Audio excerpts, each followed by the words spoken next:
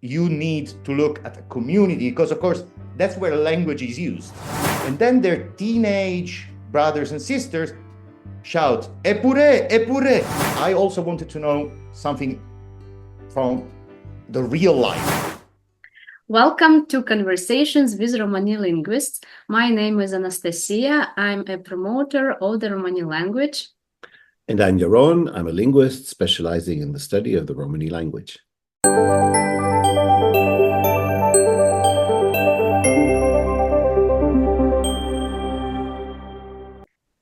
In this series of interviews, we talk to linguists working on the Romani language. We are eager to know how they became interested in specialized research on the Romani language, what challenges they faced on their professional path, and what fascinating stories and discoveries they had working on Romani. And today we are pleased to introduce our guest, Viktor Leggio. Viktor is a former lecturer in linguistics at University of Manchester, and now he is a language teacher and a language activist based in Palermo. Viktor, you are very welcome here. Hello, thank you for having me here. Thank you for agreeing to join us and to share your experience. And first of all, we would like to speak about your childhood. Could you please share with us where you grew up and what memories you have from your time being at school? Well, I was born and grew up in Palermo, in Sicily. It was a fairly typical childhood in the late 80s, early 90s, and then teenage in the mid 90s. So watching a lot of TV, spending a lot of time on video games, reading comic books, then later on some role-playing game and this sort of things. So pretty normal, pretty okay. The special thing, if you want, was the time in which I was a teenager, which was the transition from the world split into two blocks and the enlargement of the European Union. So I remember the fall of the Berlin Wall. I was about 10 years old, and it was something that was really amazing to see developing, because it was something that nobody was expecting. And as a young person, you could sense that there was something really interesting coming up for us in the future. So would you say that those events had some impact on your future life? Like your future? Not directly, but they created an atmosphere in Europe that led, for example, to the movies by Kusturica and Tony Gatliff to be extremely popular among precisely my age group. And with them, the music of the Western Balkans and further afield. And that's where my interest in Eastern European Romani culture began.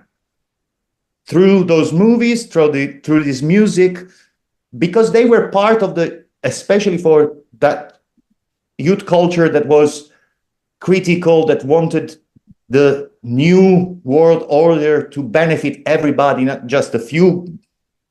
That kind of music, those movies, they were symbols of our identity, of our ideals. And that took us, personally, me, to also take an interest in Roma. Very interesting. By the way, do you remember what was your first dream job when you were a child? You say that you watched movies, cartoons, all that events. Perhaps it also...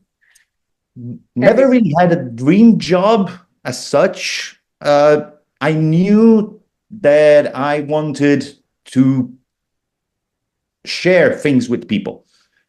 And so I was a little bit doing some acting, and I was, whenever there was an opportunity in school to take the lead on some presentation, something, I was doing that. So that was what I wanted. That was the thing that I liked. There was no concrete plan yet, but I liked to share, to talk to an audience and share what I had to share with them. Did you enjoy attending school? Yeah. I enjoyed it. It was the same time I loved learning, and it was also fun to be with friends and just, misbehave a little bit, especially because I was good in school, so I could misbehave and get off with it because I had good marks. Very nice. Was a difference between the primary school and the next secondary school?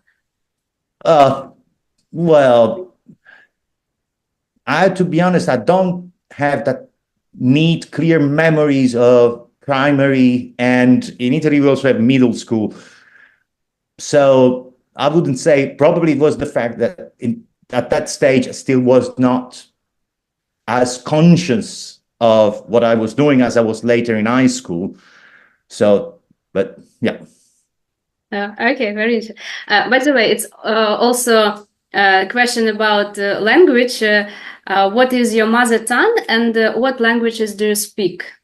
Okay, well, I grew up speaking Sicilian and Italian, because in every region in Italy, you have Italian, the standard language, and then there is a regional Romance variety that is a language on its own, depending then, some of them are recognized officially, others are not. Sicilian is in a mixed bag, because it's not officially recognized, but historically it was. So it's an interesting situation. But basically, I grew up switching between the two, but didn't even realize that until I started studying linguistics. For me, I was just speaking Italian. That was it. And that was. Then, sorry. Yeah. So I just wanted to ask, when did you realize, what age were you when you realized that there is a difference between standard Italian and Sicilian? You start to be conscious of it when you start going to school at about 6, 7, because there you are told, no, you cannot use this one here, you have to use that one there, and so on. Also, when you learn to write and you try to write the Sicilian, for example, teachers tell you, no, this is Sicilian, you don't write Sicilian, you write in Italian, because that's also the split here. Sicilian is essentially spoken language. Italian is spoken and written. So it's basically at that age. Then, of course, studying linguistics, I became even more aware of the nuances and how the things panned out. But essentially, it's at about six years old, when you start school, that you start to separate the two ones, because you are told that you have to separate them. Mm-hmm. Then other languages, of course, when I was approaching time to start studying English in school, I put some extra effort just because I was curious about the language. I was already listening to music and so on, so I wanted to skip ahead of the school. So the summer before starting English at school, I took one of those self-teach English courses over the summer to be prepared. And then at the beginning of high school, I also started Spanish. That one was a special program with teachers coming from Spain to teach in Italy. It was one of the very first Erasmus-like schemes. So I was studying Spanish with Spanish teachers for the first 2 years of high school as a foreign language. And then for the three years that remained, we didn't do any more language teaching as such. We did content, especially literature, history, and some geography in Spanish according to the Spanish curriculum. Mm-hmm. Interesting. And what was the biggest challenge for you during learning new foreign languages? Uh, none really. I couldn't think of any particular challenge. Of course, there was a lack of, especially for English, a lack of opportunity to use the language. With Spanish, it was a little bit different because being in that particular scheme, we traveled to Spain with the school. It was a bit more frequent. With English, at the time when I started, it was, yes, mid-90s, starting to learn English. It was not easy to, especially in Italy, where every movie is dubbed, it was not easy to access original audio movies. It was not easy. There was no internet at the time, so there was no chance to use the language online. So that was the issue at the time. The way you went around it was basically buying CDs that included a booklet with lyrics. Another option was to, of course, read in English, getting books in English. And in my case, because I was interested, as I said before, in role-playing games, video games, that sort of thing, that was that entire stream, also comic books, that entire stream of subculture, if you want, that was at the time not yet translated into Italian. So that was my point of call. So, but still, the spoken interaction was limited. That was only later. I have some students, and I ask them where do you use English, because they are actually some of them don't have the opportunity to use English in their daily life. And they told me we play online games, and we speak with other players. And I also noted that it really has a very good impact on their yes. Skills. And even once I met one guy, and I asked, he was my colleague, and I asked him, I just heard that his English is perfect. I was curious, how did you learn English? He said, I play the game. And actually, Yeah. Yes. Very nice. Now that you also have the dimension of interaction, and today is both written and spoken through internet, that's extremely useful for learning any other language. Indeed. Back then, when I was a teenager, of course, it was only reading the text that we got from the UK, the United States, and so on. Yeah, very nice. Thank you. Let's move on to your student's life. Could you tell us, please, about your time of your university? Okay, so for university, I took from the very beginning studies in the humanities and social sciences, and especially it was anthropology. There is in Sicily a strong anthropological school, but their main interest has always been the Sicilian culture, folklore, traditions, and so on. So I was initially involved into that kind of studies, but it was exactly the time that I was recalling before, the late part of the 90s, when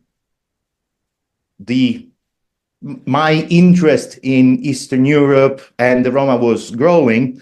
So I started to approach professors, teachers at the university, lecturer, and tell them, look, yes, the Sicilian culture, everything is nice, is interesting, but I would like to work on that. And the answer was always, well, that's good, very good, but none of us knows anything about them here.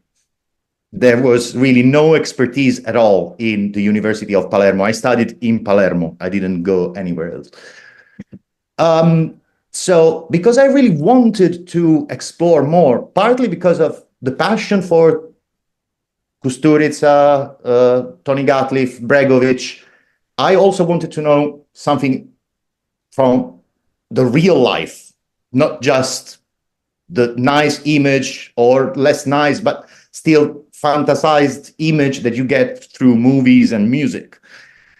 So I started looking around what I could do. Of course, reading, that was helpful, but it was not a direct experience of anyone. Then I had the opportunity to do my Erasmus in Slovenia, and the coordinator for the Erasmus in Slovenia was Zvanibor Petan, which at that point recently published about Romani musicians from Kosovo and their tradition, their practices, and so on. And I knew that the main group that was in Palermo at the time were refugees from Kosovo. So I said, okay, if I have this opportunity to go there, the coordinator of the Erasmus is, yes, an ethnomusicologist, and music, unfortunately, is not my thing as a subject of study. But still, my thinking was, he has knowledge of the situations, knowledge of the culture of the people. He can put me in the right direction. And so it was really helpful. When I came back after the Erasmus, I started going to the settlement where those Kosovo Roma lived. It was like most of the time in Italy during the late 90s, early 2000s, semi-legal, informal settlement, partly recognized by the authorities, partly not, self-built by the Roma with no connection to, running water, electricity, except what they could build on themselves. So it was a very strange situation. There was at the time NGO, local NGO, working on a project to help those children living in those very precarious conditions to attend school, as a way of saying, if they can attend school, they can get out of that situation. That was the reasoning. And everybody in that NGO was clear that they were in that situation because the Italian state, was not recognizing their rights as refugees from the conflict in former Yugoslavia. Mm. So I started working with them, which was basically taking children to school in the morning, bringing them back at the end of the school day, spending some time to do some homework, some play. And while the other volunteers, as soon as the allotted time was over, said goodbye and went home, I stayed and moved from spending time with the children to spending time with the adults. And that's how I started learning Romani, by immersion.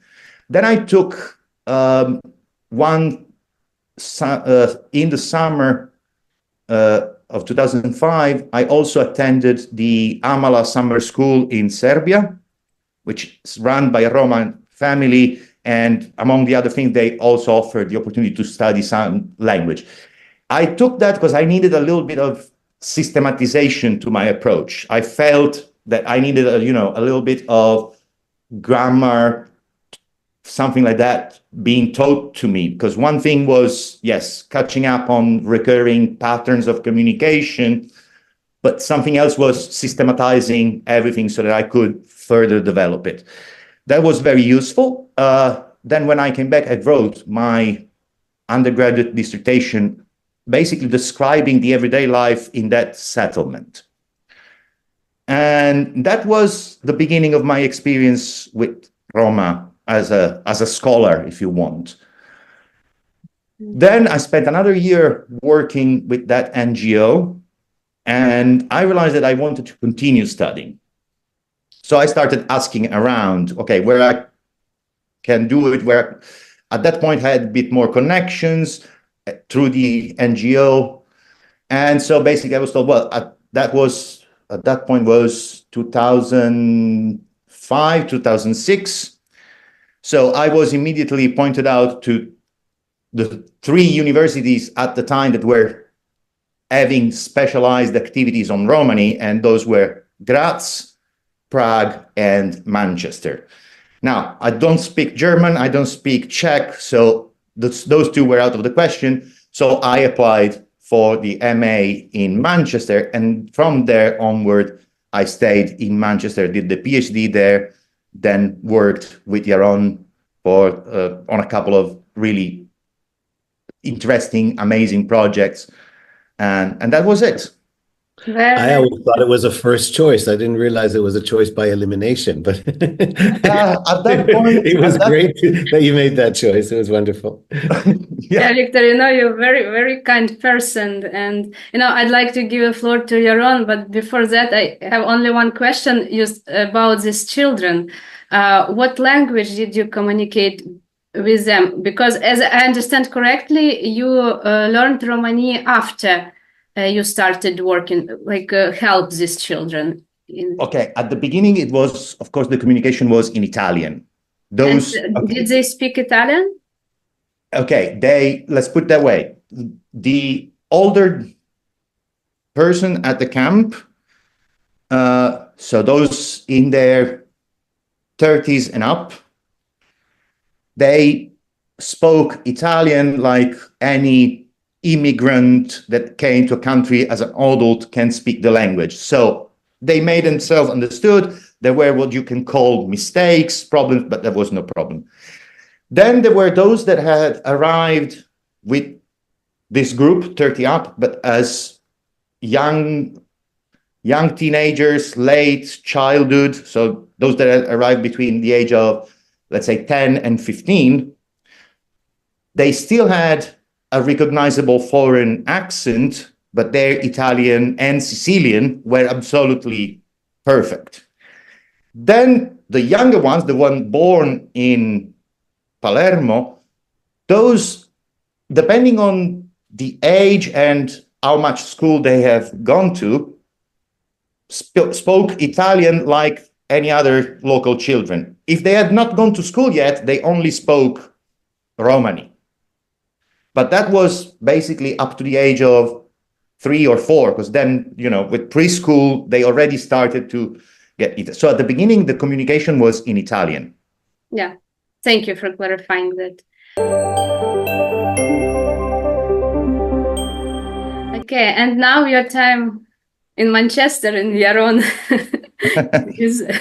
Well, yeah, just before we move to, let's just stay with that a little bit with the community. So these are the people from Kosovo, from Mitrovica, right? Yes. In who immigrated to Italy, to Palermo. And it connects because the first topic that you worked on academically in Manchester was also describing the dialect of that particular community. So let's just stay with that for a moment. So you described how you spoke to them in Italian and what their Italian was like across generations. Were you aware at the time of their overall kind of language repertoire? What other languages did they speak and use? I was aware of the potential for the repertoire. Having been in Slovenia, having studied even if for just a semester with Zvanibor Petan, I knew that in Kosovo they were in contact with Albanian, with Serbian, perhaps some Turkish, and so on. However, what I noticed was that in the community was only those that were 30 or up that knew some Albanian or Serbo-Croatian. That was the first impression. Then I discovered a family that the rest of the camp referred to as Arlie. But those were not speaking among themselves, this extended family, they were not speaking in Romani, they were speaking in Albanian. But did they know Romani to communicate with? Yes, they knew Romani. What was extremely interesting was to see the last generation of that family, those born in Palermo, they were no longer speaking Albanian. They were only speaking Romani and Italian. And when I asked, they say, yes, we are, they said explicitly, yes, we all come from Mitrovica, but we are a little bit different. We are Arli, we speak Romani. We no longer speak Romani, we speak Albanian. Those are the kind of families that later started to campaign for the recognition as Ascali in Kosovo. Right. That process for this particular family was interrupted by leaving Kosovo, settling in a situation in which Romani was the dominant language in terms of social connections. Hence, they abandoned progressively Albanian, and they did not participate into the cultural developments that led to the claim for Ascali ethnicity. Mm-hmm. So that was the situation. So in reality, Albanian, Serbo-Croatian were there, but only as old contact languages, not as something that was lived by the community. So there were several things already in that community that you spotted that are recurring themes in research in Romani linguistics and social linguistics. So one is the presence of different dialects, even in the same location, because they all came from the same location, right, in Kosovo, with different names to the groups, and that coincides with different language repertoires. The second is that historical dimension. I don't know to what extent they were aware that their ancestors spoke Romani, the Arlia in particular, but obviously they settled together with the Romani speakers in Palermo. That wouldn't have been a coincidence. And then there's another second language shift, in historical perspective, you could say back to Romani among their children. And then there's also a transition from the contact languages, from being the ones that they had in Kosovo to Italian, and both are layered, because in Kosovo they had both Albanian, well, as you mentioned, Albanian, Serbo-Croatian, maybe Turkish, and then they have the complexity of Italian and Sicilian back there, and all of that within a generation. So you basically had at your fingertips, so to speak, direct access to some of these kind of major. So that must have been an eye-opener right from the very beginning to what is the dimension of analysis and discussion in Romani linguistics. Yes, it was. I mean, coming from anthropology, and then only after this experience studying linguistics, I had noticed all those things, and I was looking at them as, okay, those are processes of cultural change. I was not getting into the in-depth analysis of the language repertoire and so on. But I immediately realized that if I didn't understand the linguistic dimension, I could not get a serious understanding of the culture, the practices. In this respect, I have what you might call an ethnographic vignette that is extremely interesting. It was St. George's Day, so what they call it Gerdan. And we joined the community for their celebrations. In Palermo, just like they did in Kosovo, they attend a Christian sanctuary, even though they are Muslim. And part of the celebrations involved going to the statue of the saint that is worshipped at that sanctuary and paying homage to that saint. The extended family goes together. Every extended family goes together.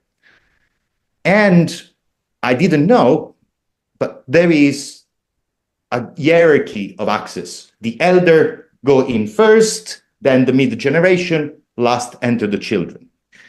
How did I notice that? I noticed because I was going with one extended family, and the children, those were in their 5, 6 years old, they, extremely happy, immediately start to run for the gates of the sanctuary. And then their teenage brothers and sisters shout, "Epure, epure!" The children stop. The grandparents move ahead, the parents behind them, and then everybody enters. Now, I was with another colleague from the university. He didn't speak Romani. I did. And that simple word, hearing the teenagers saying "epure, epure," and then seeing that structuring of the family hierarchy to enter that, showed me a dimension of the culture of what is important for the family that my colleague had completely missed. He hadn't realized what was happening. So that was, for me, extremely a real eye-opener. The fact that I was investing my energy in learning the language showed to me, okay, that's the right thing to do, because I can see things that my colleague doesn't see. Right. So in a way, I mean, there are two pathways often that we hear from linguists. I mean, one is you have an interest in the language and you learn the language through structures and gradually, try and get exposure so that you can practice it and record it perhaps. And through that, you learn about culture. And the other is the opposite. You have an interest in culture and you see the prominence of language in the culture. And language has, of course, its own systematicity, and that was one of the things that you started to do when you came to Manchester is write a description of the dialect. And that was also your first publication, a journal publication that you had in the journal Romani Studies about the dialect of Mitrovica. So how does one go about putting together a description of a dialect? What is a description of a dialect? Well, I was lucky enough that I had the tools prepared by the team of the Romani project. So it was easy to collect the data because we had the questionnaire. And then extrapolating the description of the language from that very well-structured questionnaire was extremely easy. But that's, for every language, the same could be done. The problem is exactly having a structured questionnaire, a structured template for eliciting and collecting the information. If we look at the dialectology of Romance languages, of Germanic languages, the tools are very similar. What is different is how well structured those tools are for the different language families. In the case of Romani, the Romani morphosyntax database and its questionnaires were an amazingly well-structured tool that allowed me to easily collect examples of all the relevant structure. It was already programmed to be tabulated and easily transposed into a paper. But yes, the main point is questions, eliciting all possible structures, combining the more guided questions with free speech, and that's how you do it. Mm-hmm. So what were there particular challenges? You now make it sound so easy. The tools were there, the access was there, people cooperated. What were there any obstacles in the way? Yeah. In my particular case, the only real obstacle was the living condition of those families, which, being precarious, they at times didn't have the time to just sit down and essentially do nothing but answer my question. Mm-hmm. So that was the only thing. But, asking around, sometimes maybe doing just 5 minutes one day, 5 minutes another day, I managed to get that thing. Then for the specific of my work, of course, I had the opportunity with one person to do a very long recording session.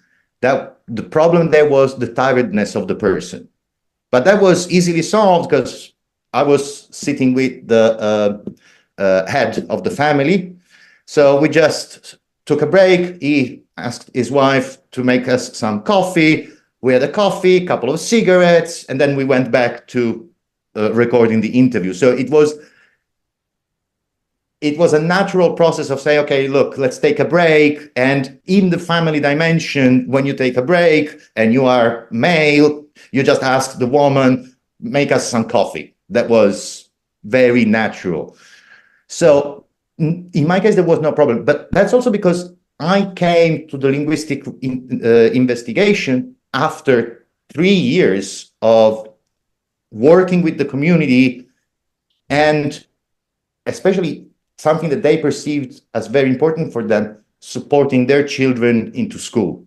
Yeah. So I had that access. I didn't arrive to the community saying, oh, I want to study your language. I went there as a voluntary worker helping their children. This is such an important key point, and something that we're hearing from other colleagues as well in the series of interviews, how people's entry points into doing work on Romani linguistics has often been working with the community and in support of the community. It makes me sometimes quite apprehensive when I see blanket accusations against academia from the kind of corner that sometimes calls itself critical Romani studies, that as if academia is only exploiting the Romani people, for their own purposes. We hear so many stories that actually people started their academic work supporting the community in various ways. And here's another, and it's great. Let's go back for a second to the issue of the migration. So we talked about how their language repertoires shift when people migrate. And that became later on in your work a key dimension, this link between language and migration. Yes. It actually goes back to what you were telling us before already, recollections of your childhood. You said the world started to change and you knew that there was going to be an impact. And there was no internet yet to learn English. And there were two impacts. The other we'll get to in a moment, but two huge impacts of what started to happen in the early 90s. One is the world opened and there were migrations, and they were migrations mainly in one direction within Europe from east to west. And second, the internet expanded. And so there with implications. We'll get to that in a moment, of course. But first of all, the migration aspect. So how does language connect to migration, and how does migration impact language? Well, obviously, the moment you move from one location where you are used to certain language practices into a new one, you have to adapt, and the location that receives you also has to adapt. It's a mutual process. Of course, there are always elements of power at play. So there is an idea that if you come with languages that are worthless, basically they are not English or one of the other big languages of the world, you simply have to forget them and learn the main one in the country where you are moving in. But that's not what really happens. People just adapt, change, as we were saying, their repertoire. They start to combine elements, especially if they are close in terms of the sounds, if the words are similar, if the structures are similar, they just combine things, they make things easy for themselves in order to communicate. Those that receive them, well, is a little bit different. Of course, we said there is a dimension of power at play. They tend to resist changes, but even in the languages of the recipient community, you start to see changes, the adoption of perhaps lexical items, perhaps over time, some changes also in the grammatical structures if there is a process of integration in certain groups, among certain groups. So both languages, all the languages involved in a migration situation change. People adapt to the new situation in order to communicate. That's the main thing. We need to communicate. This is the nature of human beings. We need to communicate. To communicate means having access to jobs, having access to relationship. So we do all that it takes to communicate, even if there are rules that tells us this is good, this is bad. We just play around with things and manage to get where we want. And that playing around with things took on a hugely new dimension with the emergence of the internet. And you were certainly the first I think, for Romani linguistics and within a kind of a emerging trend in linguistics in general to look at internet communication. And then the same community that you had worked with for several years already, looking at their cultural practices, at the hierarchies, at their integration challenges, and their language repertoire, your interest shifted to their online communication, and you created a kind of a link in your work between the migration of dispersed communities all coming from the same place and the way they communicate and use their multilingual repertoire online. So tell us about that. Yes. So this was the work that I did for my PhD, and it emerged once again from an experience that I had with the community in Palermo. So when internet started to emerge, they, of course, like everybody else, were connecting to the internet, of course, with more difficulties because, as I said, they had problems in terms of supply of electricity and so on. But somehow they managed, even if it meant going to some internet cafe and so on. And one of the things that they wanted to show me was this online radio created by a member of the community that had migrated to France. And they showed me that there was a chat room as part of the radio, and I saw them chatting online with other people. They told me, oh yes, there's everybody from Mitrovica gets to the radio and we listen to the music and we have a chat. This was Radio Mahala, right? So Radio Romani Mahala, yes. The Romani neighborhood radio, basically. Yes, that was because the community in Mitrovica lived in one specific neighborhood. And so the radio was named after that neighborhood.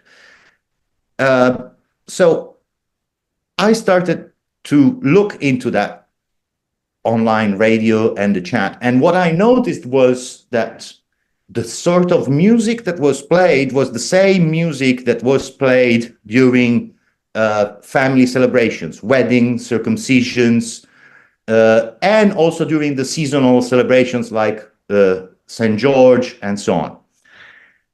And then I looked at the interactions in the chat room, and what I saw was that the actual content was mostly shouting. Shouting like Yasha, Hopa, Aide, all through the conversation. But that made sense to me. Having seen the celebrations in person, that made sense to me, because during the family celebrations and so on, while people were dancing, somebody else outside was shouting to encourage dancing or to call out jokingly, of course, somebody for being drunk and so on.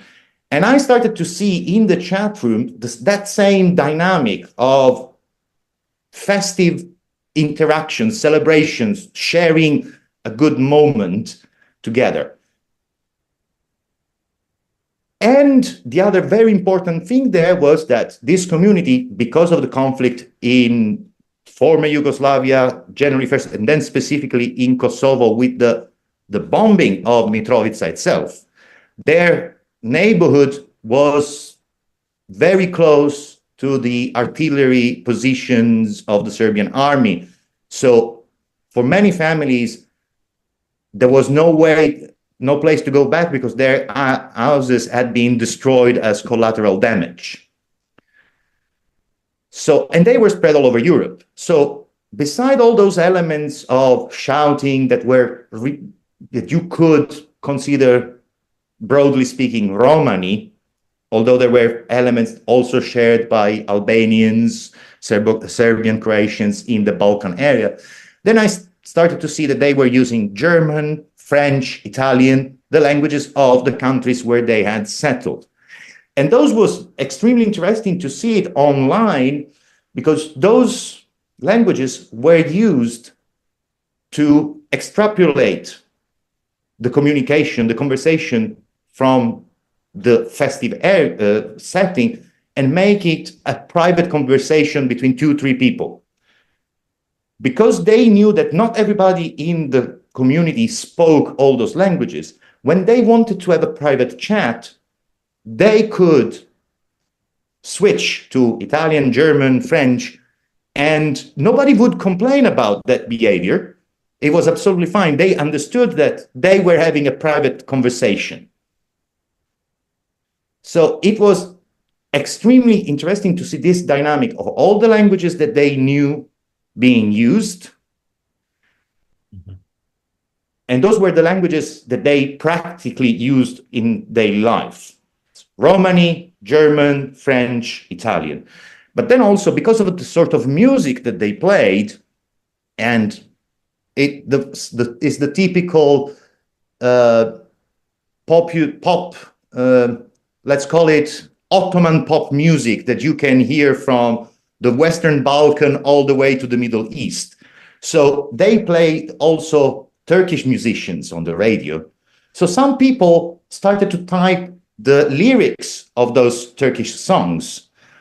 So because they were interested, they knew the song, they looked up, I suppose, the lyrics on internet, and then they put the lyrics on the chat as if they were singing. Mm-hmm. Then being Muslims, there was also all the common borrowings from Quran Arabic into the language of Muslim cultures. So all the salutation, thanking, and so on. Those were all used. And nobody complained about the way they were written. That was the other element. The chat room was, of course, using the Latin alphabet.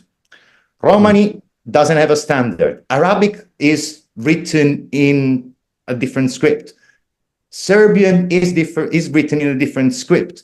For all the European languages and for Turkish, not everybody had access to the same set of letters, especially when it came to vowels with accent, consonants with diacritics, and so on. So everybody had to just make up with what they could. And what they all had in common was the basic set of characters that is used in English. So they were using those 25, 27, how much is it, characters, and just adapting them to represent the sounds of all the other languages. Even knowing that those were not the correct spelling for the languages. It didn't matter to them. This brings us to the other element, of course, the presence of English in the chat room. There was some English as well. What kind of English? It was those expressions that through global popular culture they are now completely integrated into the talk of everyday people. So references to particular brands, references to music styles, to certain behaviors, those were, I could see that now that was the beginning of a process of integration of those terms in the everyday language of people. So all of this was there. And what was essential for the people was to maintain that sort of connection between families, friends that all came from the same place because of a huge, really terrible war, ended up scattered all over Europe. So for them, the important thing was that reconstructing the community, even if virtually. And in doing so, everything was fine as long as the objective was kept. There was no intention from anyone to say, this is the right way to speak, this is the right way to write. It was a consideration that was not relevant to them. What was extremely difficult for me as a researcher was to take people out of that atmosphere to have a serious chat about those things. They were not interested. I tried online asking people, okay, can we just have a conversation maybe on, at the time we were using Windows Messenger, and they didn't even bother replying to me. They just continued with their interactions. So I had to rely simply on the participant observation that I had in the chat room, but I never had an opportunity to sit down in person or virtually with those people to have a meta discussion about their engagement with the radio. But that, to me, proves the fact that for them, the essential point of the radio was to have a good time with friends and family, in spite of the distance and of all the other barriers that had accumulated over time.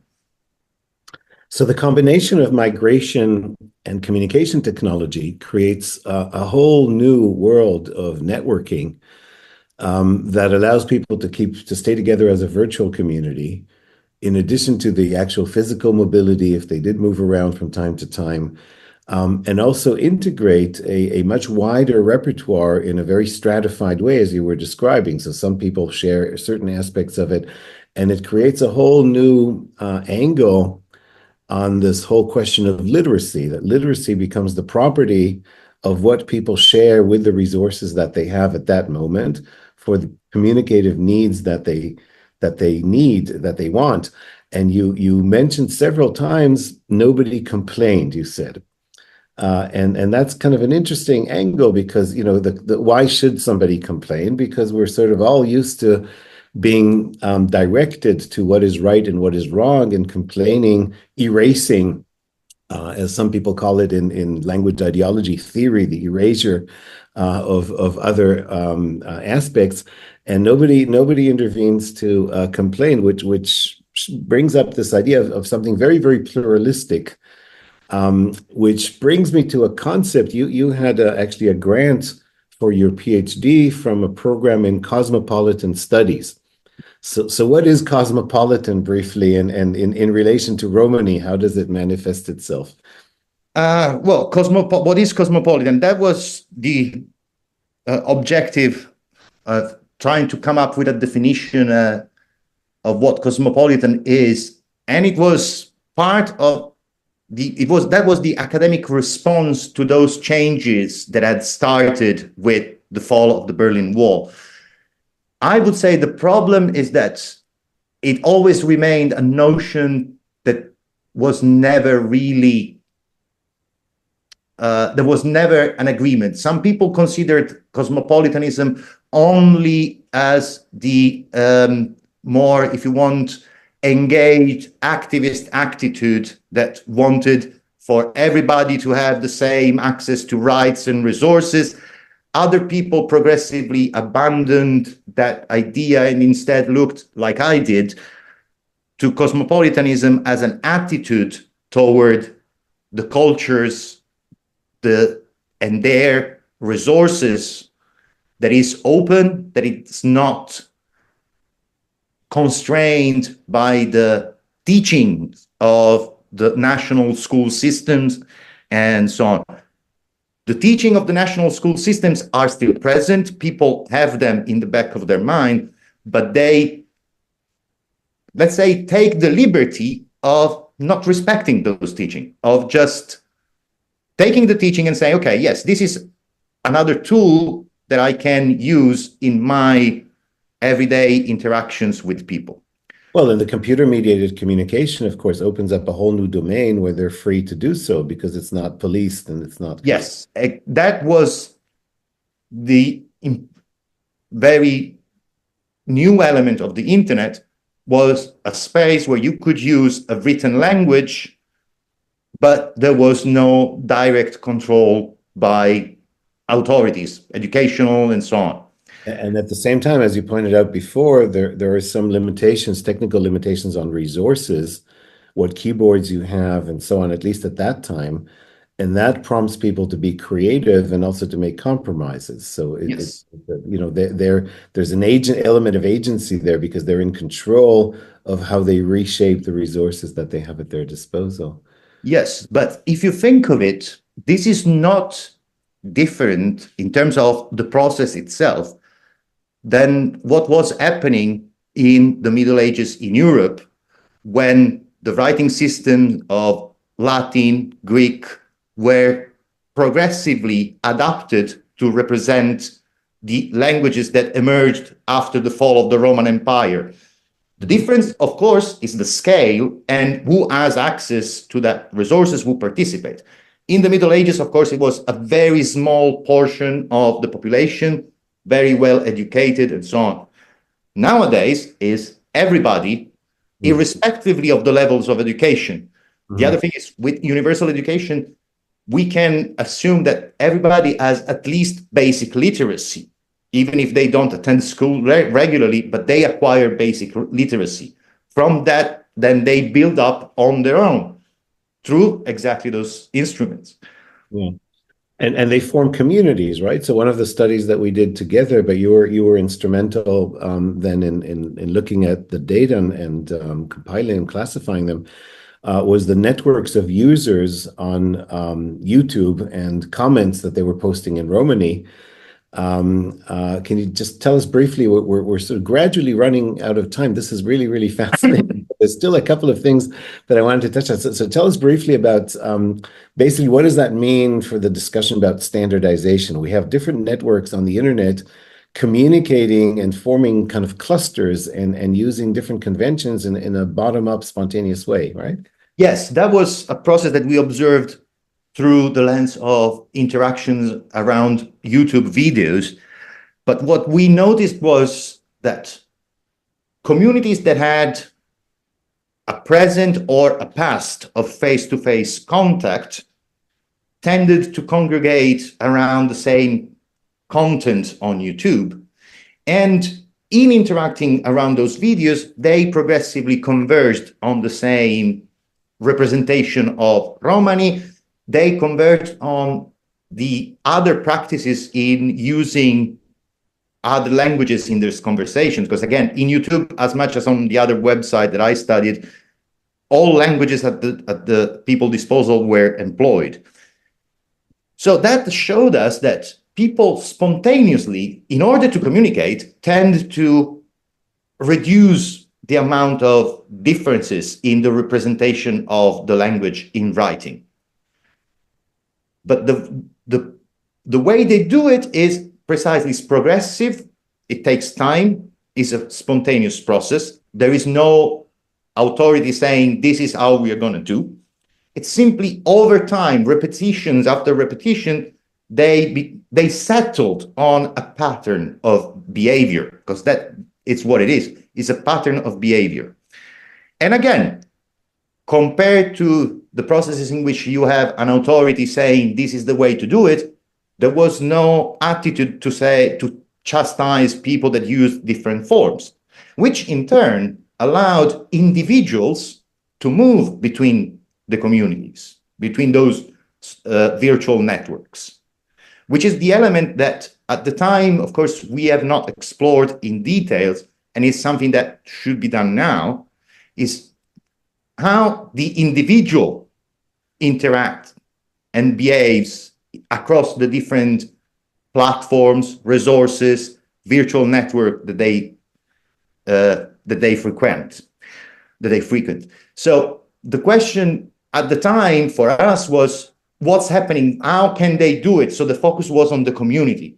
And that also comes, if you think of it, from the tradition of dialectological studies, in which you need to look at a community, because of course, that's where language is used. Well, on that note, maybe just one last question before I hand back to Anastasiia. So look back at the community on how dialect. So one of the studies we did together was based on our encounters with Romanian Roma young people in Manchester.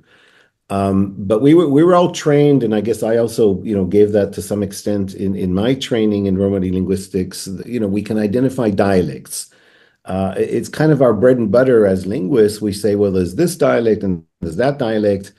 Now, you were very subtle about it before. You said there was a family and they called themselves Arlias. So you were much more subtle about the actual boundaries. But in the traditional linguistic analysis, we sort of set boundaries, and there really are abstract and sometimes even artificial. But we noticed that there were people talking in a way that wasn't easily classifiable in terms of what we expect of dialect differences.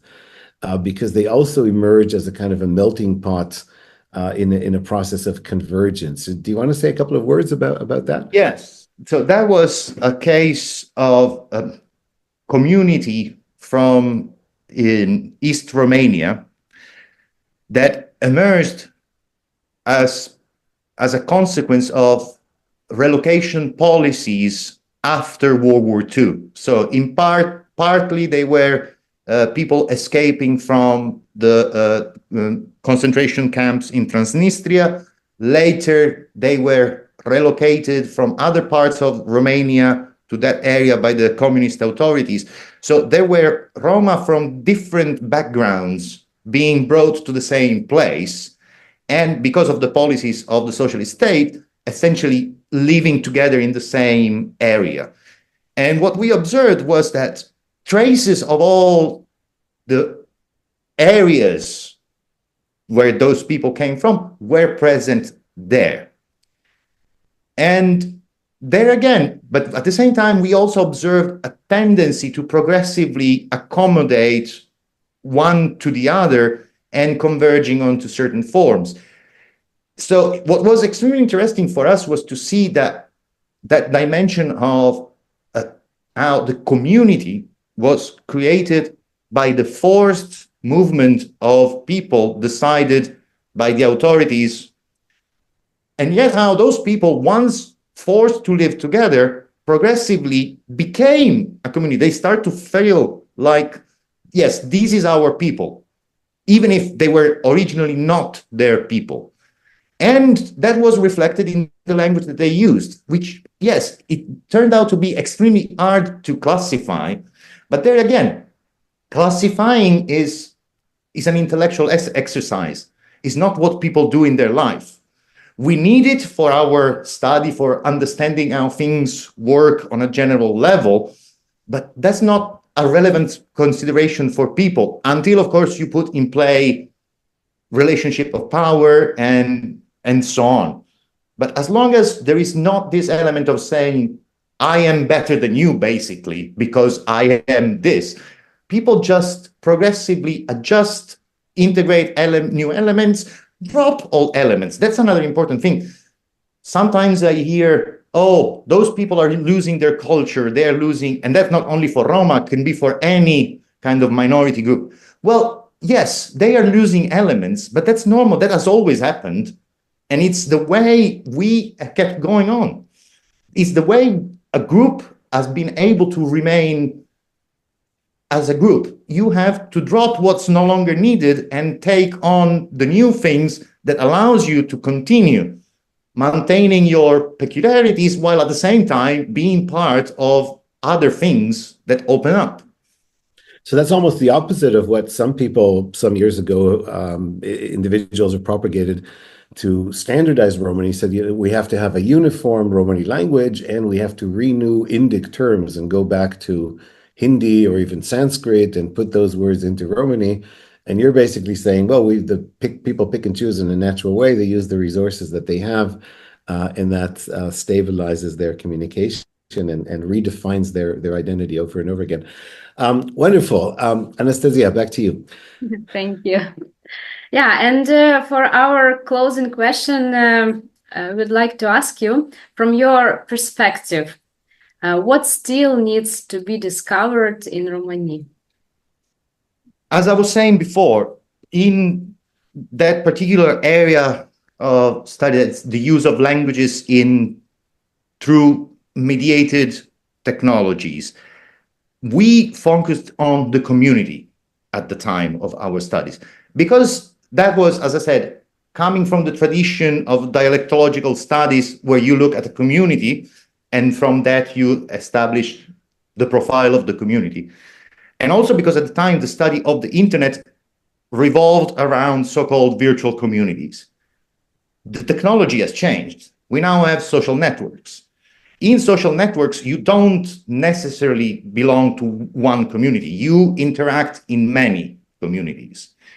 So, which is in fact what happens also in real life. So the question is now, how do individuals act in the different situations what parts of their language, culture, they mobilize in the different situations. When is it that they make, in the case of the Roma people, when is it that they make their Romaniness relevant?